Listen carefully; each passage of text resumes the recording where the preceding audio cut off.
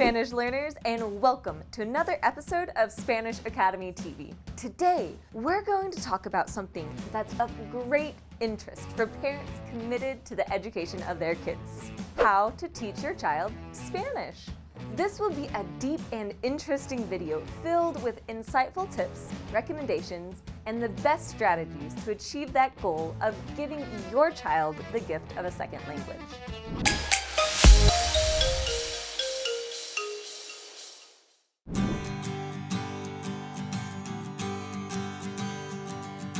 In today's world, being bilingual is not only a perk, but a serious advantage. You can even say that these days, speaking a second language is more of a necessity. As parents, of course, we all want the best for our children. And when you see how fierce the competition is out there, you understand that you need to provide them with the best tools available. That's where Spanish gets in the picture. This is a language with over 500 million speakers worldwide and a strong presence in the Americas. However, once you've decided that you want to teach Spanish to your children, so many questions arise. What if you only speak English? What if you learned Spanish years ago in high school, but now have forgotten everything? And yes, the internet is an amazing tool, but we know it can also be overwhelming due to the huge amount of information available.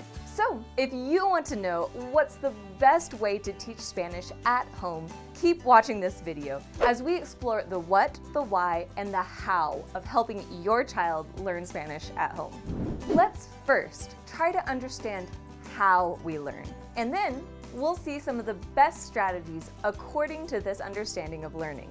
Because although you may think of language learning as all the grammar, vocabulary, and drills, you could be using the language in a more meaningful way. How about the way you taught your children their first language? Think about it. The interaction with them was what grabbed their attention and held it at a very deep level. Because your children subconsciously learn the rules of their native language. In order to maximize the learning potential for acquiring a second language, wouldn't it be wise to use the same approach? Let's look at two very different ways of teaching Spanish, and I think you'll better understand what I'm talking about. First, the teacher stands in front of the students, pointing to a list of new Spanish vocabulary words on the board. She asks the students to write the words down in their notebooks: agua, arena, lodo, polvo. Then, she instructs the students to look up the definition of each word in the dictionary, make flashcards, and memorize their meanings. That's one way of teaching.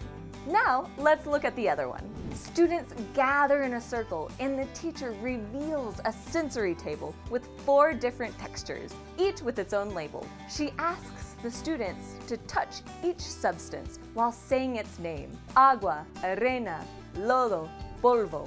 They will immediately associate the tactile sense of each substance. In each case, the students are learning. The question is, how are they learning? In the first method, the teacher expects only memorization, while in the second, she's using a combination of associative memory and subconscious acquisition. The second one is much better as it focuses on acquiring instead of learning, and experiencing instead of only memorizing.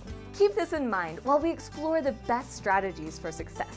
Give your kids a compelling reason to learn a second language. As soon as they understand that studying Spanish will increase interaction time with you, they will be extra motivated to engage.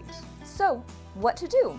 Brush up on your skills or start from scratch? Remember that it's going to be a rewarding ride. You can enroll in an online class at Homeschool Spanish Academy. The first class is completely free. Or check out our blog at www.spanish.academy/blog to review your best options. If we know anything about kids, it's that they respond well to routines and that they have short attention spans. Setting a daily routine of 10 to 30 minutes is a smart way to keep them engaged. Then, become a teacher. And by that, I mean do what teachers do. Distribute your time between different activities and create a routine that your child recognizes and comes to expect. Something like this: 5 minutes, a fun song; 10 minutes, color a picture and practice pronunciation; 10 minutes, play a game to reinforce new vocabulary; 5 minutes, another fun song. Working like this will avoid that your child gets bored, as each activity asks for their attention for just a short period of time. Choosing specific topics or themes helps your children focus on related information and makes it easier for them. Let's choose a theme. For example, on the beach. So then, for 2 to 4 weeks, all your work will be somehow related to this theme.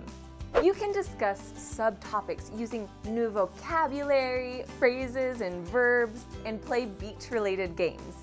This way, the learning process won't be around boring grammar, but about the exciting beach. Then, all you have to do is organize your themes into a notebook and write down new ideas as you move through the year. Use props to bring your lesson to life. Use toys and gadgets. The idea is to grab your child's attention and excite his or her inner desire to play. A Rubik's Cube or a squishy frog is a whole other world compared to a simple picture. TPR, on the other hand, stands for Total Physical Response. This is a method used by language teachers to help students understand new words by using physical movement. You use your body to show the meaning of words while teaching them, and then have your child imitate the movement as well as the word or phrase. For example, you can rub your hands over your eyes in a sleepy motion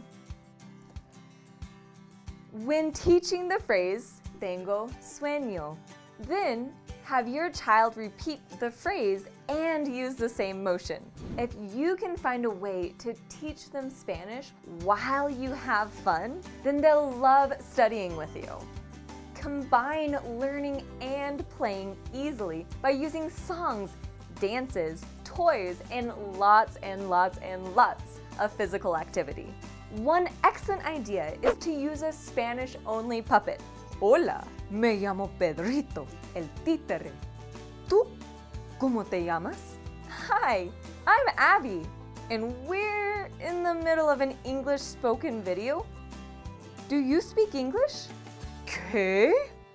No sé qué estás diciendo, mujer. Mejor me voy. Yo solo hablo español. Okay, goodbye. Your morning and bedtime routines are gold mines for language learning. Make the most of them. The daily repetition of these activities are fertile soil for gradually adding new Spanish words and phrases to them. You can start asking them to say, me cepillo los dientes, while they are about to brush their teeth.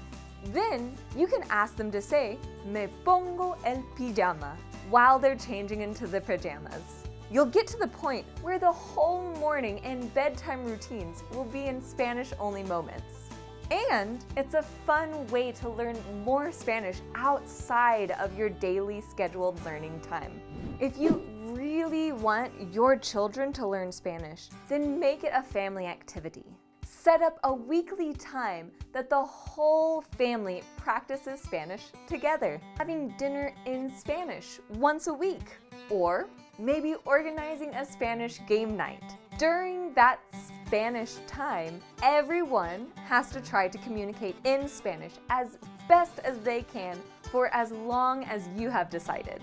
Designate an organized place for your children to store all their new words in Spanish as they learn along the way. You can start with these two words, libro, or book, and palabras, or words. Reuse an old binder, get them a new notebook that they can decorate as they see fit.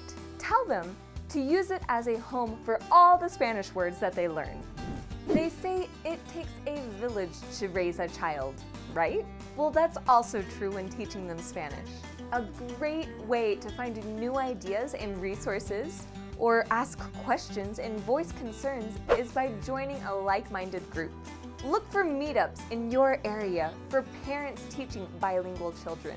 Even though videos can't replace the function of a teacher, they do have a place in learning environments.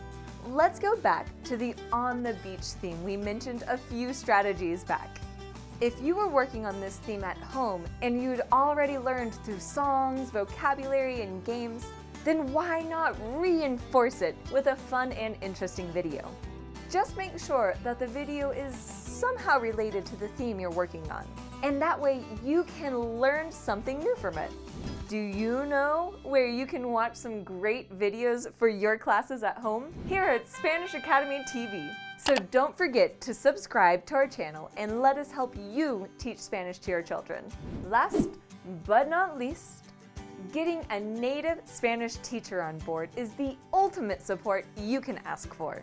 It's the most efficient way to give your children the gift of bilingualism. You can even sign your child up for a free class today with a native certified teacher from Guatemala at Homeschool Spanish Academy by going to www.spanish.academy/free-class, and they will start speaking Spanish immediately. By using the online classroom to provide the bulk of the instruction and experience, you let the experts do most of the work that may seem a bit overwhelming at times, and you can focus on supplying a boost at home by using some of the strategies we've discussed today. Well, that's it. Are you ready to embark on this Spanish-themed journey with your children? If so, a great way to start is by clicking on the link below this video to download our free ebook for beginners called Weird and Wacky Spanish Stories for Beginners. You can start moving towards your goal tonight by reading your kids one of these stories. Best of luck on this new project, and remember that we're here to help you achieve your goals. Hasta la próxima! I hope you enjoyed this video. Leave a like and be sure to subscribe to our channel for all Spanish learning updates. Hasta pronto!